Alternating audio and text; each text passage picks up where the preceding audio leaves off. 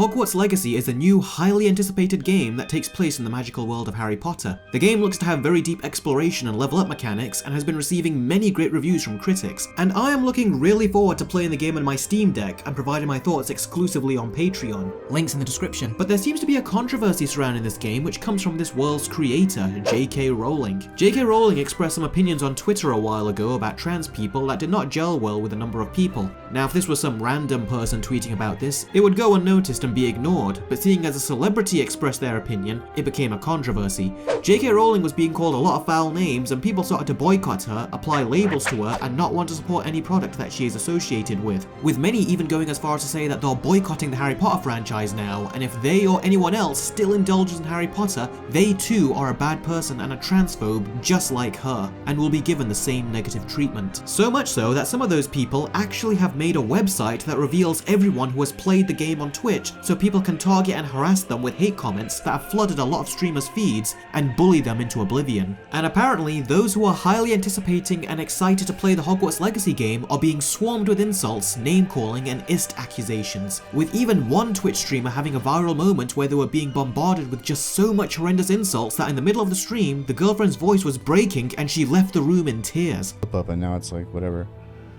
I'm almost like thinking of just like either going offline or like, I'm barely into the second combat here. And every time I look at chat, it's just, the conversation is just like, maybe we can do like bothering me. me. Be right back. Like a little break or something. You can take a break if you want. I'll just stop talking and I'll just go fight and do the combat.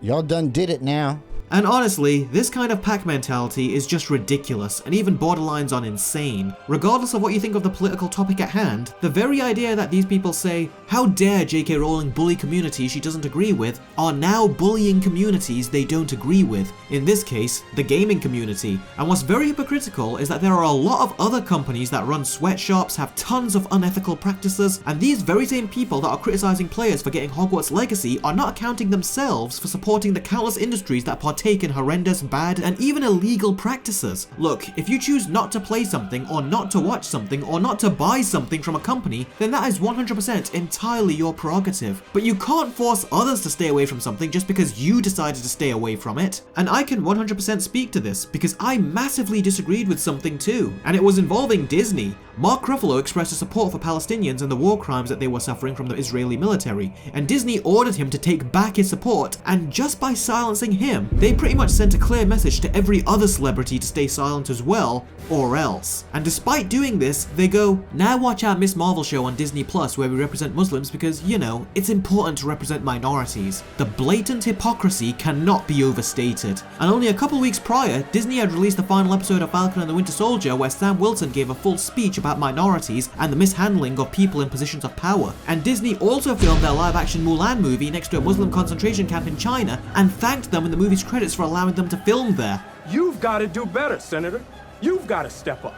After all that, they released Miss Marvel due to how important it is to represent minorities. I found that to be hypocritical, reprehensible, and purely a dirty PR and business move to profit over a demographic of people when in reality they contribute to their pain and suffering, and silence anyone who is in support of them. And in spite of this company continues to point ethical and moral fingers at others. So because of that, I boycotted Miss Marvel, something I have continued to do to this day. Now does that mean I'm going to insult, swear, cut ties, and divert an angry mob at anyone who went to Disney Plus and watched Miss Marvel? No, I would never even dream of doing that. And Disney's silencing of actors who are speaking out against war crimes is far worse than a few posts that a book author posted on Twitter. And yet, the language that they speak to streamers or people who want to play the latest game is inexplicable. My expectation is that there's probably a lot of people that come into the chat that are harassing them that don't even care about this issue. They just finally have a justification to be aggressive towards somebody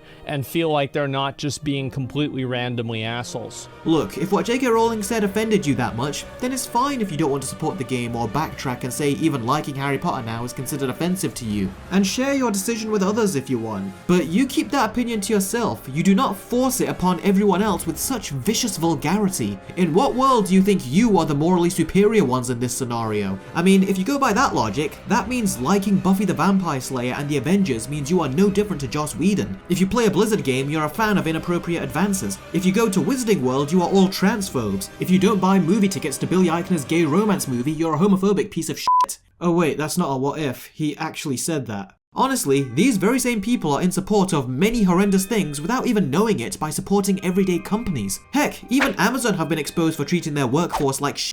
Does that mean we support in their unethical ways if we buy from them? No. So if they're not kicking up a fuss there, why are they kicking up a fuss here? Because going by their logic, it's far worse to buy things from Amazon than it is JK Rowling. And this is not even directly purchasing from JK Rowling. A small part of me can't help but feel that part of these people still really enjoy the Harry Potter franchise as they grew up with it, but because they've told themselves that they can't enjoy it anymore, then no one else can enjoy it anymore either. Misery loves company, as the old saying goes. If spreading and directing hate and throwing serious labels out to all groups of people is your response to someone who, let's face it, just posted opinions on Twitter, which happens every day, then honestly, you need to assess your priorities and focus your rallying on actual issues that are going on in the real world, as opposed to a couple of tweets that someone posted and can easily be ignored. If it was the average Joe posting these opinions, people wouldn't pay any attention to it, but just because of someone who is more famous, it suddenly has become a shunning contest that has extended outwards to others. One thing that is for certain is that JK Rowling didn't make people go on these excessive insult sprees and witch hunts. Ironically, the people who accuse JK Rowling of wrongdoing did it themselves. And bad tweet or not, the people who are calling for the hate and bigotry to stop are going about it by spreading more hate and bigotry. What does that say about these people? This is the kind of pack mentality that I think is gross. Everyone draws their own lines in the sand, but that doesn't mean that they all must get behind the same one. So right now, it's an ugly situation, but to end this video on a more positive note, actions speak louder than words, and the game is selling incredibly well, and if anything, the controversy seems to be helping the game sell even more. The only ones that are seriously struggling right now are people who make their living as streamers, and my heart goes out to them, as all of us are essentially content creators trying to get by. But once the game releases officially, this negative discourse will eventually have to calm down, as everyone will be playing and streaming it, and not just a select few influencers. And I would just like to acknowledge my own fantastic community on my channel. Even when discussions and topics between us get more involved, it never reaches a toxic level. And seeing negative discourses like this really reminds me how lucky I am to have such kind and generous viewers like all of you. But what do you think of this whole situation? Much like movies, do you watch the film and judge the controversy separately, or do you combine the two?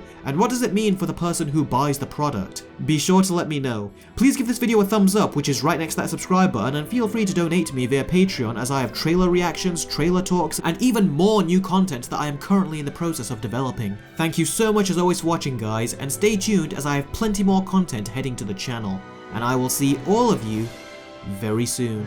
Take care.